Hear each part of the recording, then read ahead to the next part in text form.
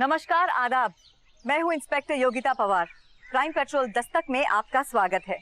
इंसान जब इंसान पे कहर ढाने की सोचता है तो खतरे के बादल दस्तक देते हैं, और कभी कभी ये दस्तक इतनी महीन होती है कि आंखों को काले सफेद की तरह साफ दिखाई नहीं देती। 7 अप्रैल 2018 को जो हुआ उसने पहले से ही दस्तक देना शुरू कर दिया था। अरे, इसमें तो सिर्फ मेरा ही थोबड़ा नजर आ रहा है, तुम लोग तो कहीं नजर ही नहीं आ रही। नानी, कैमरा दूर तो करो। हाँ, ऐसे पकड़। हाँ। माँ, आप भी ना बच्चों के साथ बच्चा ही बन जाती। अरे अर्चना, आरती, चलो खाने के लिए आ जाओ बेटा। आराम से।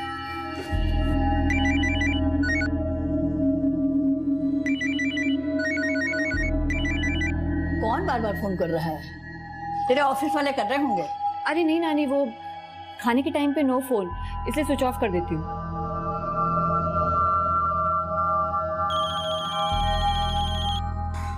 आप लोग स्टार्ट करो, मैं आती हूँ। अरे अर्चना, अर्चना,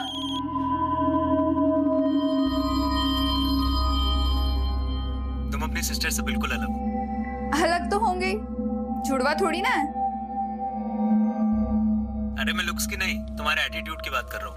अब देखो, तुम उसकी लाइफ में इंटरफेयर कर सकती हो नहीं ना, लेकिन वो तुम्हारी लाइफ में। बोलो बोलो, रुक क्यों गए? और क्या क्या अच्छा लगता है तुम्हें मुझ में? तुम उसके लिए कुछ ज्यादा ही ओवर प्रोटेक्टिव हो। तुम्हें प्रॉब्लम क्या है मुझसे? वो तो तुम अपनी एक्स वाइफ से पूछो ना जाके कि उससे क्या क्या प्रॉब्लम थी तुमसे। लेकिन अर्चना को कॉल करने की हिम्मत मत करना, बता रही हूँ, इट्स माय लास्ट वार्निंग। दीदी, अगर आपको लगता है कि आपके ये सब करने से मैं मुकुल से ब्रेकअप कर लूंगी तो आप बहुत बड़ी गलतफहमी में हो।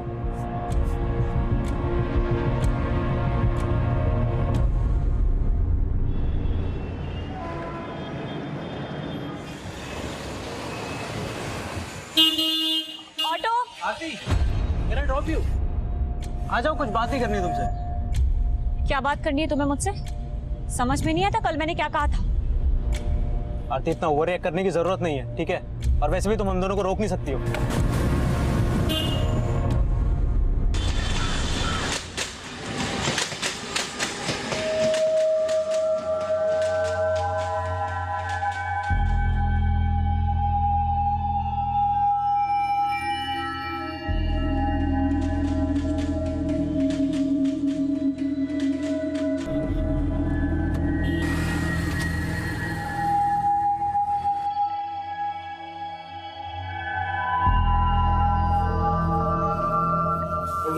Good morning.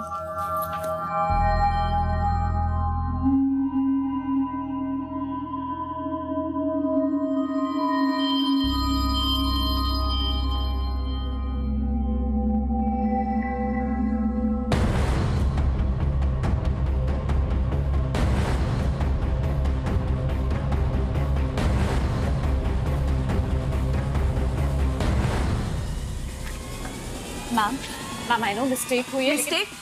It's a blunder आरती। पूरा 1.5 करोड़ का ट्रांजैक्शन था। How can you miss it? मैंने तुमसे ये एक्सपेक्ट नहीं किया था। ध्यान कहाँ रहता है तुम्हारा? मैम, मैं रेक्टिफाई करती हूँ, मैं देखती हूँ क्या प्रॉब्लम हुआ था। अब मुझे फालतू के रीजंस मत बताओ। अब जो भी होगा ऑडिट में पता चल जाएगा और कितने ब्लंडर्स है। You can go now.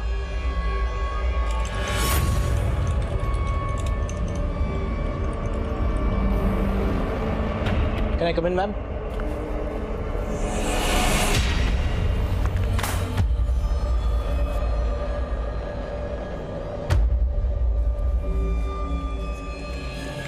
क्या हुआ आरती?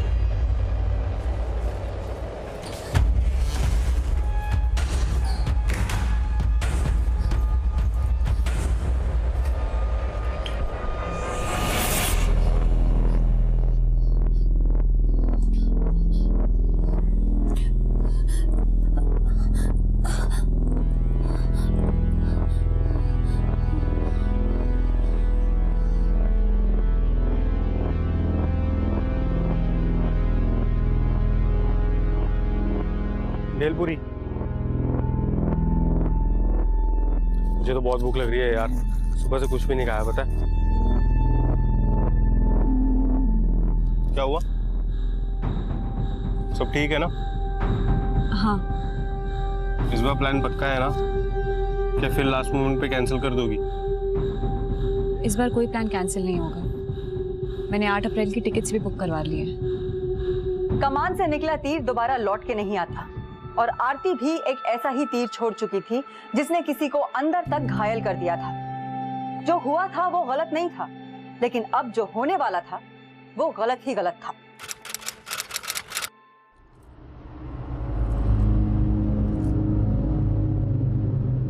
अरे आरती बेटा, आज तो तू छुट्टी लेने वाली थी, क्यों कहीं और जा रही है क्या? नहीं मम्मी, ऑफिस ही जा रही हूँ। याद है ना कल 8 अप्रैल है। याद है मम्मी, इसलिए आज ऑफिस जाना बहुत जरूरी है। Bye bye bye.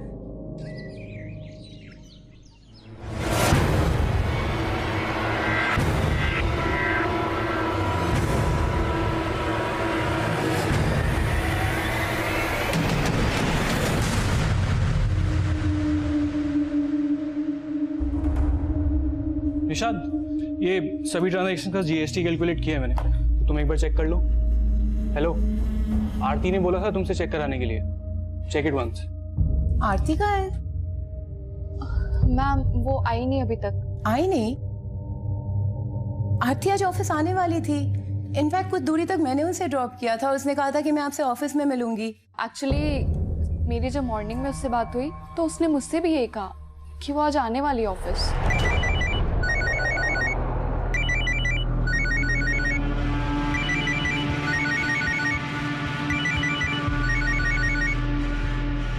आरती फोन नहीं उठा रही है, शायद बिजी होगी। छोड़ो ना बिजी मैडम को। हो गया कनेक्ट। क्या हो गया? Yes, tickets are confirm. अब तो आरती दीदी भी बिल्कुल ये ट्रिप कैंसिल ही नहीं कर पाएगी। वो तो खुद बोल रही थी कि प्रोग्राम कैंसिल नहीं होगा। हाँ माँ, इतने टाइम के बाद हम सब इकट्ठे घूमने जा रहे हैं। अरे तू बैठ मत, जाके पैकिंग कर जल्दी से। जा जा। हाँ माँ, लेकिन पहले दीदी को तो आ जाने दो।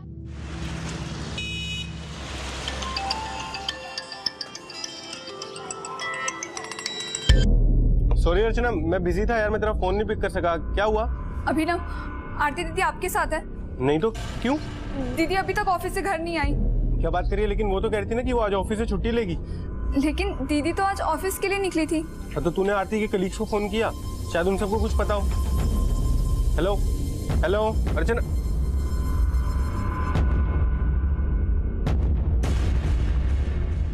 हेलो निशाद, मैं आरती की सिस्टर बात कर रही हूँ। दीदी अभी तक घर नहीं आई। क्या वो आपके साथ है? नहीं, आज वो ऑफिस नहीं आई। व्हाट? ऑफिस नहीं आई? लेकिन आज सुबह तो दीदी ऑफिस के लिए निकली थी। व्हाट? यही तो मैं बोल रही थी कि आरती आज छुट्टी करने ही नहीं वाली थी। Listen Nishad, call everyone at the staff, okay?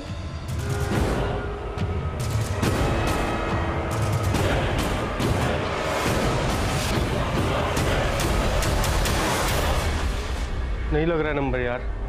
नानी, ऐसा भी तो हो सकता है कि आरती को ऑफिस जाने से पहले कहीं और जाने का प्लान हो। अरे कहीं और कहाँ जा सकती है? कह रही थी कि ऑफिस में बहुत जरूरी काम है, उसका जाना जरूरी है, क्योंकि कल से छुट्टी ले रखी थी उसने।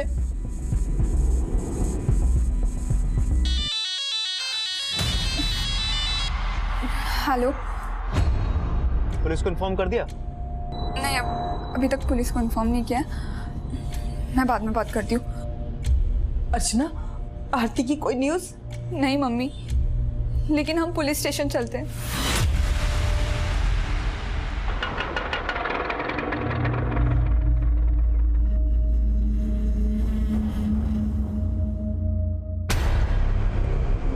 सुबह घर से कितने बजे निकली थी आरती? सर, रोज की तरह 8:45 बजे ऑफिस चली गई थी।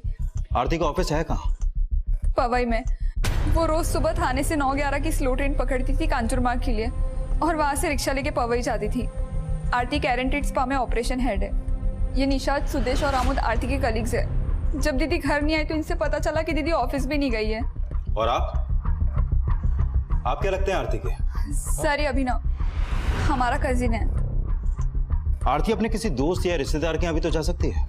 नहीं सर, हमने सब जगह पता करके देख लिया और इनके अलावा आरती का कोई भी ऐसा दोस्त नहीं है जिसके साथ आरती इतनी देर तक बाहर है। और सर प्लीज आप जल्दी कीजिए, दीदी डायबिटिक है और कभी कभी दीदी का शुगर लेवल इतना बढ़ जाता है कि उन्हें इंसुलिन के इंजेक्शंस लेने पड़ते हैं।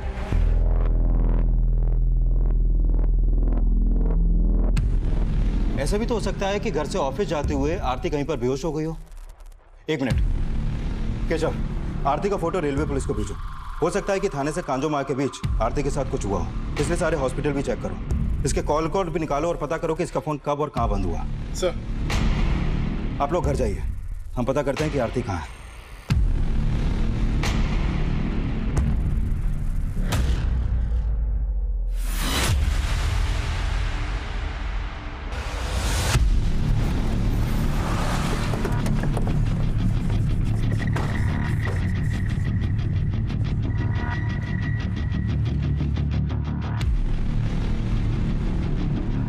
देखिए फुटेज में तो दिख रहा है कि कल आरती सुबह अपने घर से निकली तो थी, लेकिन ये कंफर्म है कि वो यहाँ से थाने स्टेशन पहुंची नहीं, क्योंकि हमने स्टेशन की भी फुटेज चेक की थी।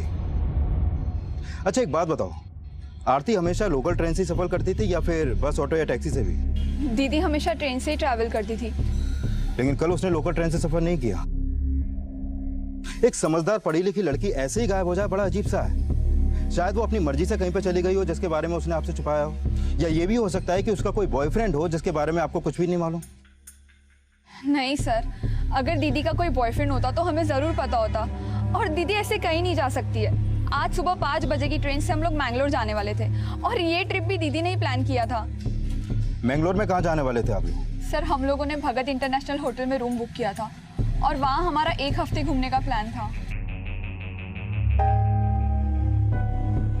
अगर आरती और उसकी फैमिली का पहले से मैंगलोर जाने का प्लान था तो आरती खुद से तो कहीं गायब नहीं हो सकती। उसके साथ जरूर कुछ ना कुछ तो हुआ है। केशव, आरती के घर से थाने स्टेशन तक जहां जहां भी सीसीटीवी उन सबको खंगालो, कहीं ना कहीं तो आरती कैप्चर हुई होगी। सर आरती की मिसिंग कंप्लेंट फाइल होने के 2 दिन बाद वो केस मेरे सर्विलेंस में आया और तब तक आरती के कॉल रिकॉर्ड्स भी आ चुके थे।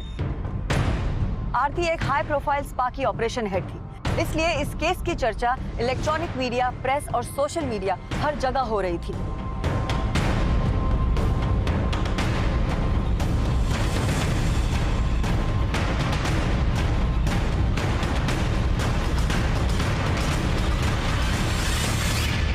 दीदी, अगर आपको लगता है कि आपके ये सब करने से मैं मुकुल से ब्रेकअप कर लूंगी तो आप बहुत बड़ी गलतफहमी में हो।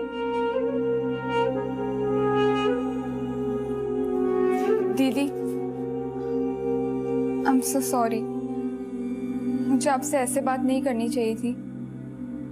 मुझे भी ऐसे रिएक्ट नहीं करना चाहिए था, पर अपनी आदत से मजबूर हूं अर्चना। अपनी ही बहन को उसके पैरों पे कुल्हाड़ी मारते ऐसे नहीं देख सकती।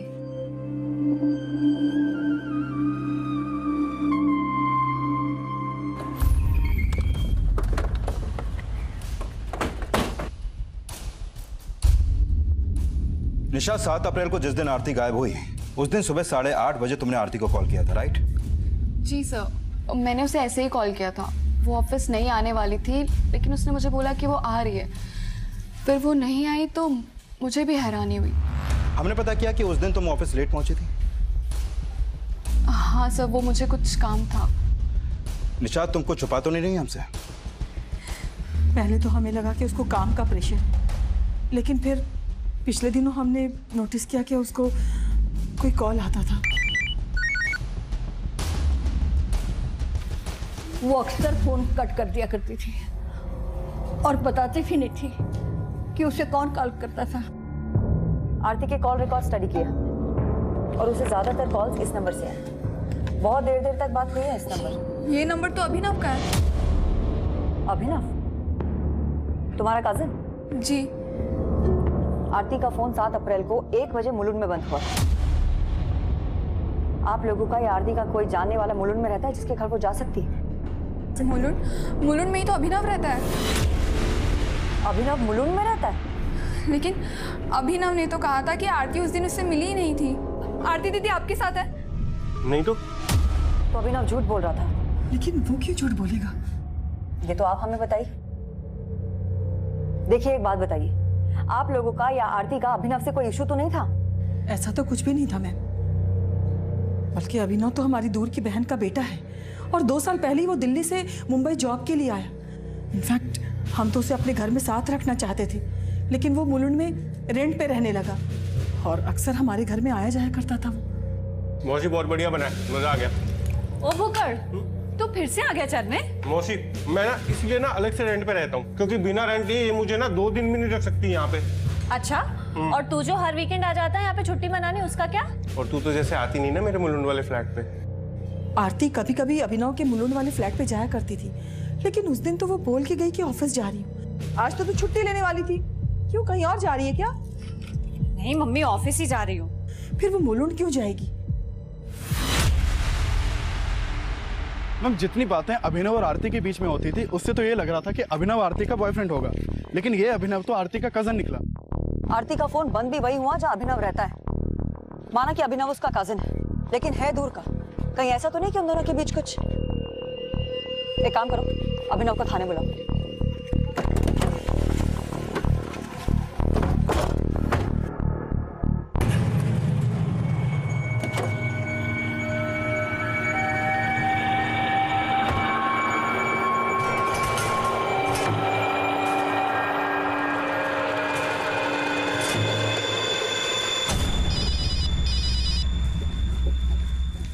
हेलो।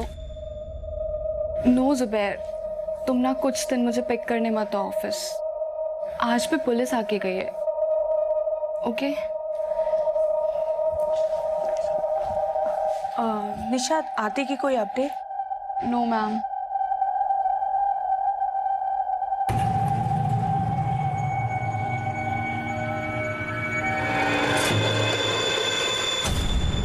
आप यहाँ? मैंने आरती के बारे में सुना, ये सब अचानक कैसे? आज तुम्हें उसकी बड़ी फिक्र हो रही है? आंटी अब ऐसी कैसी बातें कर रही है? आरती मेरी बेटी जैसी है। भाभी क्या बोल रही है पुलिस, कुछ पता चला? उन्हें तो कुछ पता नहीं लगा, लेकिन तुम हमारी जख्मों पर नमक छिड़कने क्यों आए हो? ये नमक मिर्ची तो आप ही की लगाई हुई है, इसीलिए मुझे अपने ही भाई के घर में उनकी सास का सुनना पड़ रहा है। देखिए भाभी, आप भले ही मुझे गैर मानती हो, लेकिन फिर भी मैं आपके साथ खड़ा हूं। कोई भी जरूरत हो आप मुझे फोन कर लेना। चलता हूं।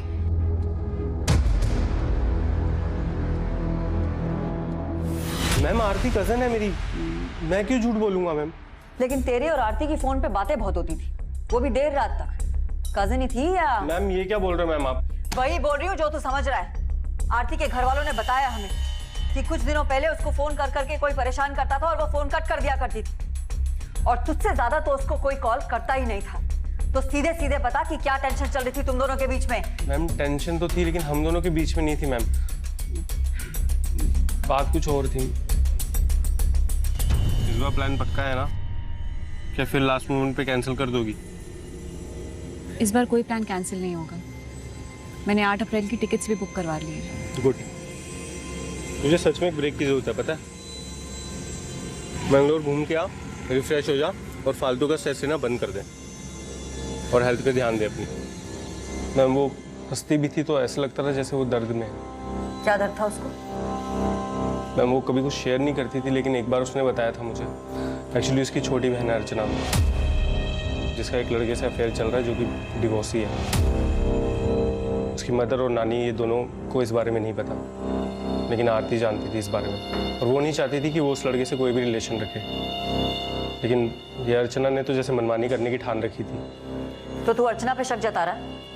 मैम मैं शक नहीं जता रहा हूँ, लेकिन आरती को ये लगता था कि वो लड़का उसे चीट कर रहा है। इस बात पे आरती की उस लड़के से बहुत बार तू मैं भी हुई है।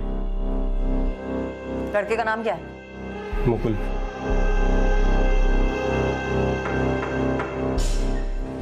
मैम इस पे शक किया तो ये आरती की बहन और उसके बॉयफ्रेंड का एंगल सामने ले आया। ये मुलुंड में जहाँ रहता है वहां पता करो, हो सकता है आरती को वहां किसी ने देखा हो।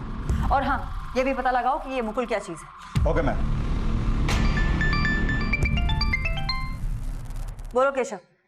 मैम 7 अप्रैल को आरती जिस दिन गायब हुई थी, उसे थाने की एक बिल्डिंग के सीसीटीवी में कैप्चर होते हुए देखा गया था।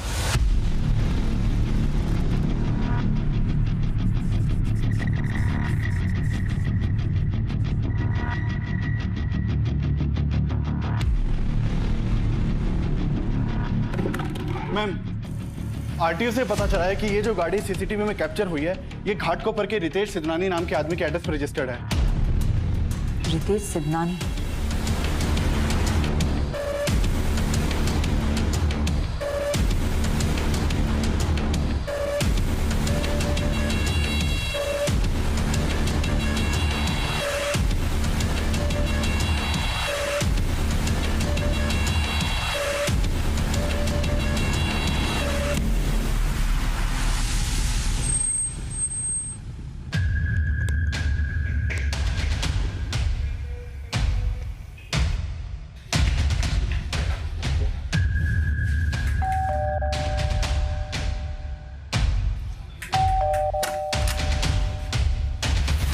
रितेश सिद्धनानी? जी मैं ही हूँ। हाँ सर, ये मेरी गाड़ी है। आरती भारद्वाज कहाँ है? कौन आरती भारद्वाज? आरती 7 अप्रैल से मिसिंग है और आखिरी बार 7 अप्रैल को आरती को आप ही की गाड़ी में बैठते हुए देखा गया। मेरी गाड़ी में? लेकिन सर मैं तो किसी आरती भारद्वाज को जानता ही नहीं हूँ। अगर जानते नहीं तो वो आपकी गाड़ी में बैठी क्यों? आपकी गाड़ी कहाँ है? सर वो मेरा बेटा लेके गया है किसी काम से। हाँ सर, 7 तारीख को मेरी वाइफ मेरी गाड़ी लेके गई थी। वाइफ? जी हाँ सर। अभी कहाँ है? वो अपने ऑफिस में। आपकी वाइफ का नाम क्या है और ऑफिस कहाँ है उनका? सर पवई में KRNT टेस्पा की सेंटर हेड है। आयुषी सिद्धनानी नाम है उसका।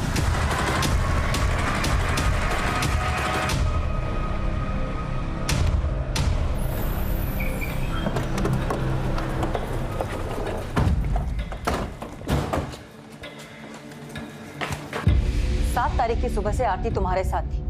उसकी पूरी फैमिली उसके लिए परेशान है। तुम खुद सोशल मीडिया पे उसको ढूंढने के लिए कैंपेन चला रही हो। ये चक्कर क्या है?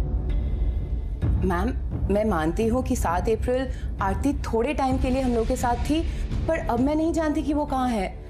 मैं मानती हूँ कि आप लोगों को मैंने ये बात नहीं बताई, लेकिन स्टाफ में सबको पता था। मैम, उस दिन मैं एक्चुअली सुदेश के साथ थी। सुदेश? ओके। मैम वो आरती है। मैंने हाँ आरती है। 1 मिनट। ऑटो, आरती। हाय मैम, ऑफिस जा रही हो? बैठो, आई ड्रॉप यू।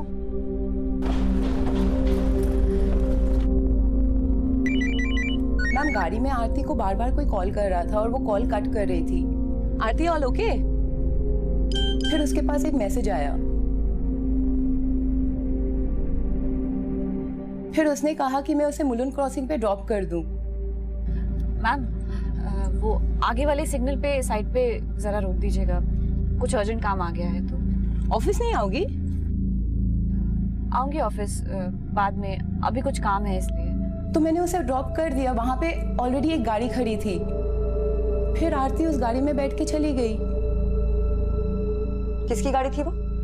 वो मुझे नहीं पता, लेकिन एक ब्लैक कलर की गाड़ी थी। तो ये सब तुमने पहले क्यों नहीं बताया?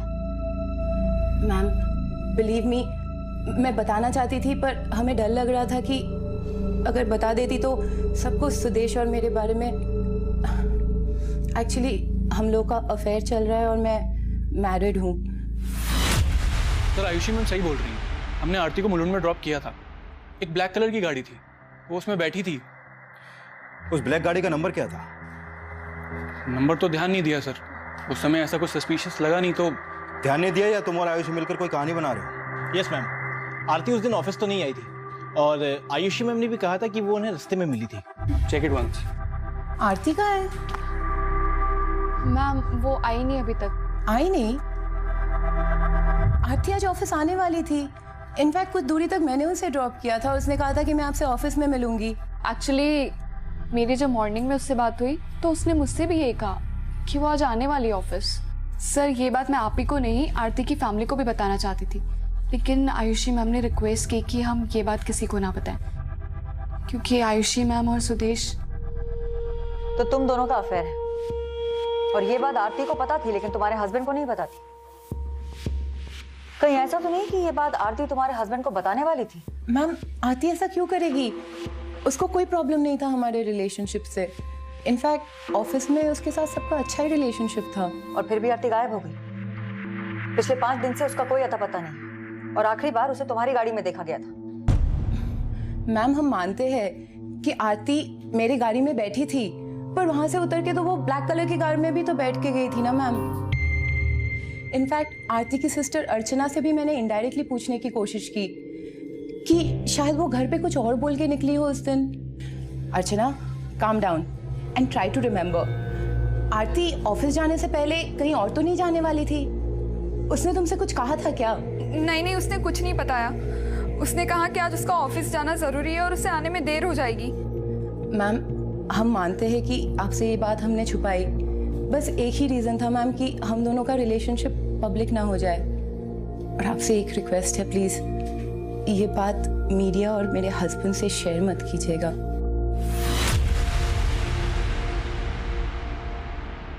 मैम, आरती का फोन मुलुंड में बंद हुआ था और ये लोग भी बोल रहे हैं कि उन्होंने आरती को मुलुंड में ही ड्रॉप किया था। और आरती का कजिन अभिनव, वो भी मुलुंड में ही रहता है ना।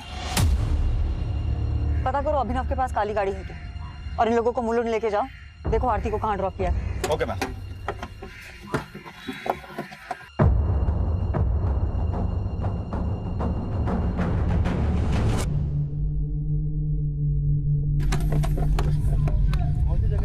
सर, मैंने आरती को यही उतारा था, वो ब्लैक कलर की गाड़ी यही थी और वो उस डायरेक्शन में गई।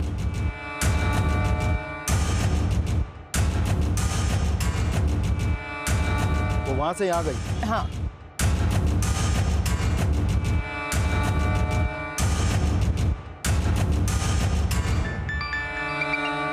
बोलो दामे। मैम, आयुषी और सुदेश ने जो जगह दिखाई वहाँ आसपास में कोई भी सीसीटीवी नहीं है। और मैंने पता किया अभिनव के पास ब्लैक कार क्या कोई भी गाड़ी नहीं। हाँ, तो ये भी हो सकता है ना कि उसने कार किसी से हायर करी हो। अभिनव को अभी हम नहीं छोड़ सकते और सुदेश और आयुषी की बातें भी भरोसा नहीं किया जा सकता। तुम एक काम करो, आयुषी के हस्बैंड की कार को सीज करो और इसको फोरेंसिक के लिए भेज दो। मैम, मैंने मुकुल के बारे में पता किया। काफी समय पहले आरती का उसकी बिल्डिंग के पास मुकुल के साथ झगड़ा हुआ था और ये झगड़ा आसपास के लोगों ने भी विटनेस किया था। मैम, ये वहां के पास के सीसीटीवी की फुटेज है।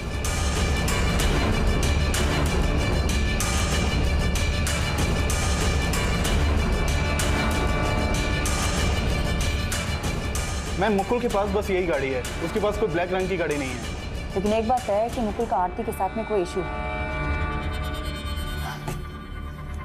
हो सकता है कि उसने किसी और की काली गाड़ी यूज करी हो। इस मुकुल की पूरी कुंडली निकालो और ये भी पता करो कि ये 7 अप्रैल को था कहाँ, और आरती की बहन अर्चना को थाने बुलाओ। Okay ma'am. इसका मतलब आयुषी और सुदेश झूठी सिंपैथी दे रहे थे, झूठ कह रहे थे। देखा मम्मी, एक तो हम यहाँ आरती दीदी के लिए परेशान हो रहे थे और वहाँ उन्होंने हमें बताया भी नहीं कि आरती दीदी उनके कार में बैठी थी। लेकिन उन्होंने हमसे झूठ क्यों बोला? कहीं उन्होंने तो कुछ नहीं किया?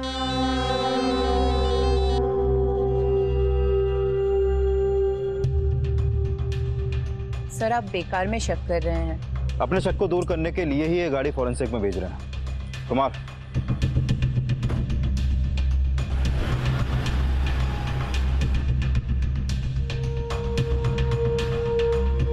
मैम, मुझे तो पूरा शक है उस आयुषी और सुदेश ने मिलकर आरती दीदी को गायब करवाया है। और वो क्यों गायब करेंगे उसको? वो सब मैं नहीं जानती, लेकिन 7 अप्रैल को आरती दीदी उन्हीं की गाड़ी में बैठी थी।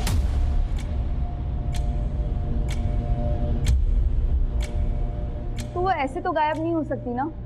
देखो, आयुषी और सुदेश अभी भी हमारे शक के दायरे में है, हम उन्हें छोड़ नहीं रहे। लेकिन उन दोनों का कहना है कि उन्होंने आरती को मुलुंड में ड्रॉप किया था, जहां उन्होंने उसे एक काली गाड़ी में बैठते हुए देखा था। मुकुल के पास कोई काली गाड़ी है? मुकुल? हाँ, मुकुल। हमें पता चला तुम्हारा मुकुल के साथ में क्या रिश्ता है, और ये भी पता चला कि आरती का क्या स्टैंड था मुकुल को लेकर। लगता है ये सब आपको अभिनव ने बताया होगा। उसकी तो आदत है 1 की 2 करने की, और उसी ने दीदी को ये बोल के भड़काया था कि वो डिवोर्सी है। मैम, मुझे पहले से ही पता था कि वो डिवोर्सी है और मुझे इससे कोई प्रॉब्लम नहीं था, बिकॉज आई लव हिम। और हाँ मैम, ना ही मुकुल के पास कोई काली गाड़ी है और ना ही वो कभी ऐसा कुछ कर सकता है। तो फिर तो तुम भी इन्वॉल्व नहीं होगी इन सब में। आप कहना क्या चाहती है? आरती दीदी मेरी बड़ी बहन है और आप अभिनव पे भरोसा करके गलती कर रहे हैं। वो तो उस दिन मम्मी और नानी के सामने मैंने आपको कुछ बताया नहीं, लेकिन अब क्लियर कर देती हूँ। अभिनव के दिल में आरती दीदी के लिए कुछ तो था। ओए होए, बड़ा मेकअप वेकअप हो रहा है। अच्छा, एक बात बता यार, तू 28 साल की हो गई, तेरा कोई बॉयफ्रेंड नहीं है? मतलब मैं नहीं मान सकता यार, मैं नहीं मान सकता। अच्छा, मुझे ना ऐसा लगने लगा है कि तू किसी को तो लाइक करने लगी है। ऐसा है? तुझे बड़ा रीड करना आता है मेरा फेस। एक बात बता, वो कौन है जिसे तू जानता है और मैं नहीं जानती? बता। मुझे तो ऐसा लगता है कि खाना रेडी है मैम। उस दिन अभिनव का बस चलता तो उसने आरती को प्रपोज कर दिया होता, या तो कर भी दिया हो, या तो वो अभिनव या तो वो सुदेश और आयुषी झूठ बोल रहे हैं और अब मुझ पे और मुकुल पे शक कर करके अपना टाइम वेस्ट कर रहे हैं।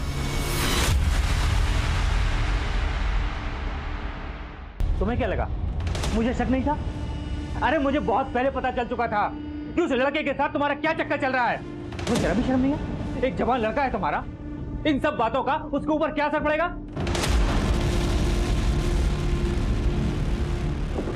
मैम, आयुषी की गाड़ी से फॉरेंसिक टीम को कुछ भी सस्पिशियस नहीं मिला है और आयुषी और सुदेश का आरती से कोई इशू ऐसा भी कुछ सामने नहीं आया है और इस बार के ऑलमोस्ट सभी लोगों को आयुषी और सुदेश के अफेयर के बारे में पता है। हाँ, लेकिन आयुषी को ये डर था कि उसके अफेयर के बारे में उसके हस्बैंड को ना पता चल जाए। हो सकता है कि आरती आयुषी को इसी बात के लिए ब्लैकमेल कर रही। मैंने आयुषी के हस्बैंड से भी बात की। उसका कहना है कि उसको आयुषी पर शुरू से ही शक था और आरती के बारे में अभी तक जो भी सामने आया है उसे लगता नहीं कि वो किसी को ब्लैकमेल कर सकती है। Ma'am, Ayushi care and treat spa की एक सिंसियर एम्प्लॉय थी। वो रोजाना सुबह 9:11 की लोकल से अपने ऑफिस के लिए ट्रेवल करती थी और अपने ऑफिस टाइमिंग से हमेशा 15 मिनट पहले ही ऑफिस पहुंचती थी। आरती काफी पंक्चुअल और डिसिप्लिन थी। मैम, फिलहाल अब तो मुकुल ही ऐसा है जिसका आरती से इशू था, लेकिन 7 अप्रैल को मुकुल और अर्चना इन दोनों में से कोई भी मुलुंड में नहीं था और मैंने पता किया ना तो मुकुल या उसके जानने वालों में किसी के पास कोई ब्लैक गाड़ी है और ना ही अभिनव के पास। अगर मान लें कि सुदेश और आयुषी सच कह रहे हैं तो फिर वो काली गाड़ी किसकी थी जिसमें उन लोगों ने आरती को बैठते हुए देखा था?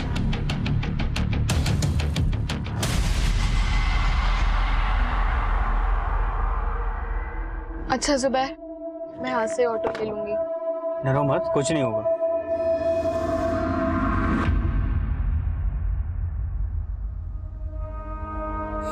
पहले पढ़ने की टेंशन, फिर सीए बनने के बाद काम की टेंशन।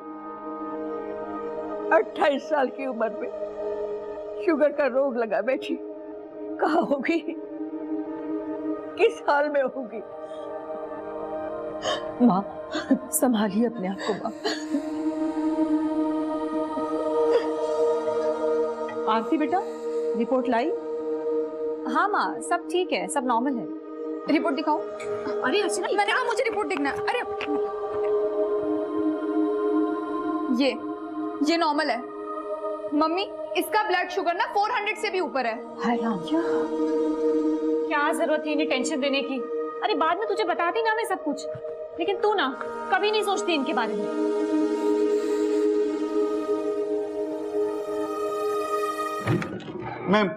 मैम, आरती का एक चाचा है और उसके पास एक ब्लैक गाड़ी है और पता चला है कि आरती के चाचा का आरती की फैमिली के साथ बहुत पुराना झगड़ा है।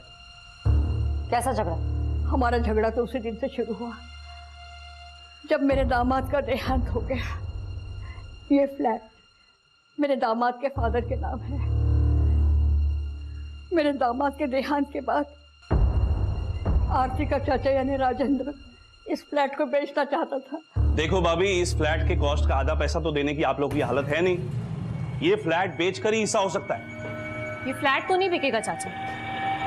और रही बात आपके हिस्से की, तो जब भी आपके हिस्से के पैसे इकट्ठा हो जाएंगे हम आपको दे देंगे। दे देंगे? कैसे दे दोगे? ये जो 2-4 पैसे तुम कमाती हो ना, तुम्हें लगता है तुम मेरा हिस्सा वापस कर पाओगे? लेकिन चाचा मुझे कुछ सुनना नहीं है। मैंने एस्टेट एजेंट को बोल दिया है, कल से क्लाइंट आना शुरू हो जाएंगे। फिर ये फ्लैट देखने पार्टियां भी आने लगी थी, लेकिन आरती उन्हें भगा देती थी। आरती, तू ये ठीक नहीं कर रही है। भाभी आप चाचा, आप अकेले मालिक नहीं हो इस घर के जो इस घर को बेचने का फैसला अकेले ले लो। आपके पैसे आपको मिल जाएंगे, लेकिन ये घर नहीं बिकेगा चाहे जो हो जाए। नहीं बिकेगा? अब तो ये घर बिकेगा और जरूर बिकेगा। मैं मजबूर कर दूंगा तुम सब लोगों को ये घर बेचने के लिए। हम तो पहले भी ये सब बताना चाहते थे, लेकिन हमें नहीं लगता था कि मेरा देवर इस हद तक जा सकता है। सर, मेरी ब्लैक गाड़ी है, इसका मतलब ये थोड़ी कि मैंने कुछ कर दिया है। तुमने कुछ किया या नहीं वो हम देख लेंगे। शक के आधार पे आरती के चाचा राजेंद्र की कार की भी फॉरेंसिक जांच कराई गई थी, लेकिन उससे भी कुछ सामने नहीं आया था और ना ही किसी और सस्पेक्ट के खिलाफ कुछ मिल रहा था। सुदेश और आयुषी ने कहा कि उन्होंने आरती को मुलुंड में ड्रॉप किया, जहां वो काली गाड़ी में बैठी थी। लेकिन ना तो वहाँ कोई सीसीटीवी है और ना ही हमें किसी काली गाड़ी की लीड मिली है जिसमें आरती 7 अप्रैल की सुबह बैठी हो। लेकिन मैम ये तो साफ है कि 7 अप्रैल की सुबह आरती आयुषी के हस्बैंड की गाड़ी में बैठी थी, लेकिन वो लोग आरती को क्यों गायब करेंगे इसका कोई भी मोटिव दिखाई नहीं दे रहा। और फॉरेंसिक टीम को भी आयुषी की गाड़ी से कुछ भी सस्पिशियस नहीं मिला। आरती खुद से कहीं भाग जाए ये पॉसिबल नहीं, ना ही किडनैपिंग का कोई एंगल है और ना ही दुश्मनी के एंगल से हमारे हाथ कुछ लगा है। मुझे लगता है कि हमें फिर से एक बार सारी चीजें रिविजिट करनी चाहिए। थाने में आरती 8:40 को आयुषी की गाड़ी में बैठते हुए कैप्चर हुई। वहां से मुलुंड का रास्ता तकरीबन 15 मिनट का, लेकिन सुदेश और आयुषी ने कहा कि उन्होंने आरती को मुलुंड में 9:30 पे ड्रॉप किया।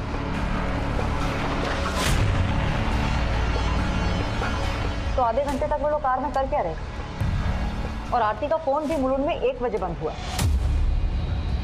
सुबह 9 से दोपहर 1 बजे तक आरती मुलुंड में इतने टाइम होगी, इसका कोई भी क्लू हमारे पास नहीं है। लेकिन ये भी तो हो सकता है कि आरती का फोन सुबह 9 बजे से दोपहर 1 बजे तक मुलुंड में हो और आरती कहीं और। अगर ऐसा है मोरे, तो सिर्फ 2 ही जगह हो सकती है जहाँ आरती उस दौरान हो सकती है, या तो आयुषी की गाड़ी या फिर काली गाड़ी। तीसरी और कोई जगह नजर नहीं आ रही। मैम अगर हम आयुषी और सुदेश को सस्पेक्ट माने तो भी अभी तक हमारे पास इसका कोई लीड नहीं, क्योंकि हमने आयुषी की कार की लोकेशन ट्रेस की थी। वो लोग मुलुंड से ट्रैवल करते हुए सुबह 10 बजे पवई अपने ऑफिस पहुंचे थे। आधे घंटे में वो आरती को गायब कर दें, ऐसा पॉसिबल नहीं है मैम। दामने, तुम्हें लगता है कि कोई काली गाड़ी होगी? 75 साल से दुनिया देख रही और वो महज 28 साल की। मेरी उम्र भी उसको लग जाए, लेकिन मेरी आरती को सही सलामत भेज दे। आरती बहुत जल्दी मिल जाएगी और घर वापस आ जाएगी, और जब वो वापस आ जाएगी माँ, तो वैसे ही आप ठीक हो जाएंगी। मैम आयुषी की गाड़ी ने 7 अप्रैल की रात 7 बजे घोड़बंदर के स्टॉल नाका को क्रॉस किया और उसके करीब 2 घंटे बाद यानी 9 बजे ये गाड़ी इसी रूट से वापस आई। आयुषी रहती है घाटकों पर और सुदेश रहता है कल्याण। तो फिर ये दोनों 2 घंटे तक घोड़बंदर में कर क्या रहे थे? मैम हम दोनों अक्सर टाइम स्पेंड करने घोड़बंदर जाते थे। उस रात भी हम साथ में थे। इनफैक्ट जब हम घर पहुंचे तब हमें आरती के गायब होने का पता चला। ट्रस्ट मी, हमने कुछ नहीं किया है।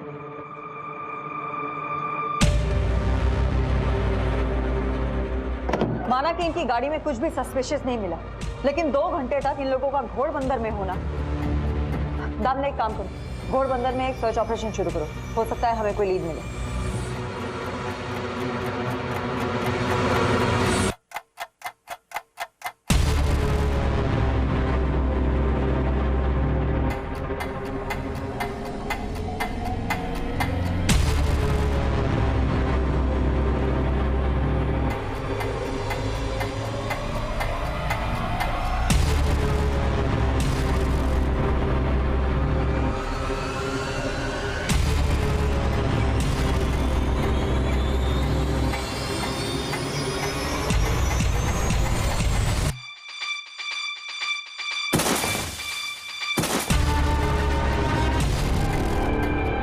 केस टफ होता जा रहा था।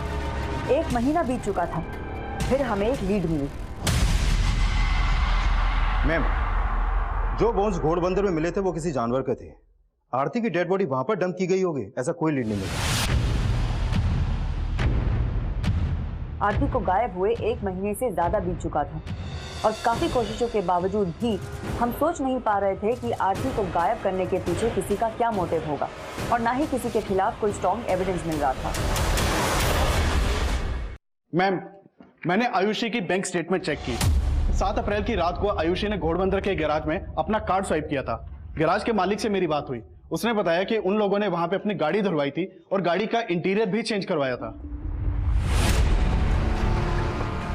काफी कोशिशों के बाद हमें पहली बार इस केस में एक स्ट्रॉन्ग लीड मिली और काफी मशक्कत के बाद हमने वो मटेरियल ढूंढ निकाला जो ये साफ कर रहा था कि आरती की हत्या उसी गाड़ी में हुई थी जिसमें 7 अप्रैल की सुबह आयुषी और सुदेश थे और उसमें आरती को बैठते हुए देखा गया था। क्या आरती के साथ? देखिए अभी हम कुछ भी नहीं कह सकते, लेकिन आगे की जांच के लिए आपके डीएनए की जरूरत पड़ सकती है। हमें उनके साथ रितेश, आयुषी और उसके बेटे के डीएनए भी मिले, क्योंकि हमें शक था कि वो मुकर सकते थे कि वो पुराना मटेरियल उनका नहीं था। और फिर रिपोर्ट आई मैम, आयुषी की गाड़ी के पुराने मटेरियल से जो ब्लड ट्रेसेस मिले थे उसका डीएनए आरती की मां के डीएनए से मैच करता है। और मैम, आयुषी की गाड़ी के पुराने मटेरियल से आयुषी, उसके हस्बैंड और उसके बेटे के भी बाल मिले। अब आयुषी इनकार नहीं कर सकती कि उसने 7 अप्रैल की रात को अपनी गाड़ी का इंटीरियर जानबूझकर चेंज करवाया था।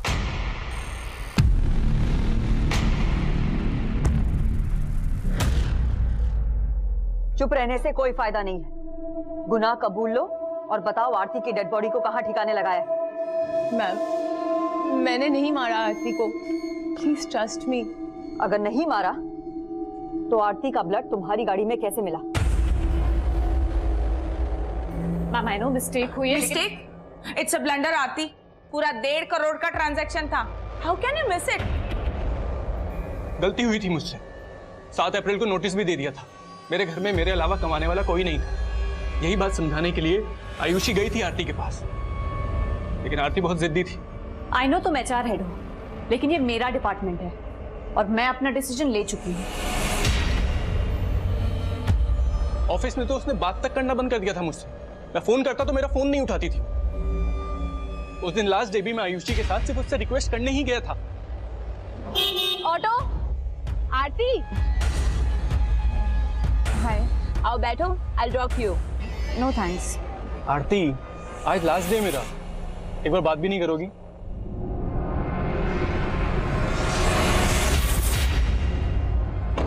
हमने फिर से उससे रिक्वेस्ट करी, लेकिन उसने हमारी फिर नहीं सुनी। तुम्हें लगता है मैं गलत हूँ तो हूँ, लेकिन अब मैं पीछे नहीं हटने वाली। तुम्हें जो सोचना है सोचो, मुझे कुछ डिस्कस नहीं करना इस बारे में। Stop the car. आरती, एक बार सुन तो ले। I said stop the car.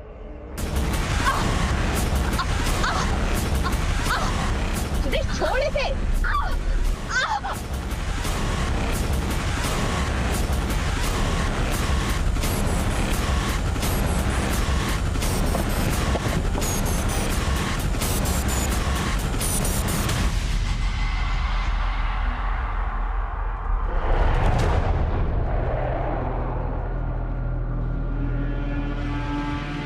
आरती ने बोला था तुमसे चेक कराने के लिए। Check it once. आरती कहाँ है? मैम, वो आई नहीं अभी तक।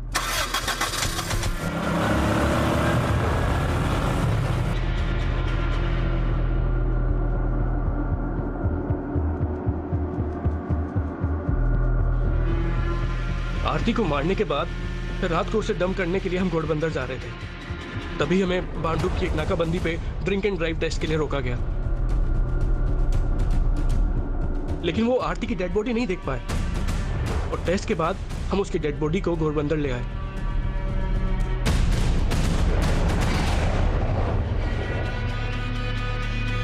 उसकी बॉडी के टुकड़े किए ताकि वो नाले में आसानी से बह जाए।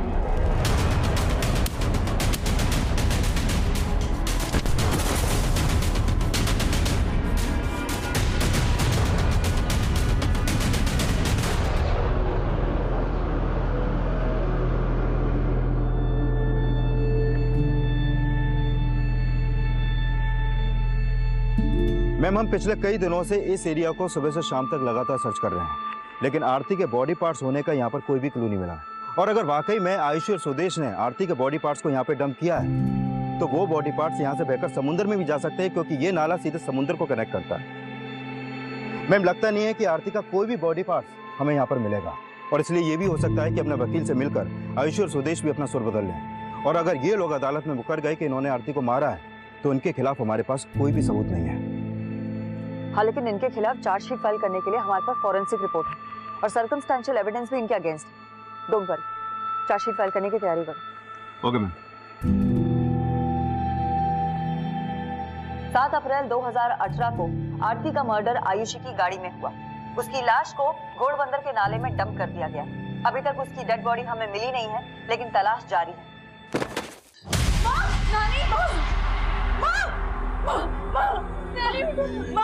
नानी, क्या हो गया आपको?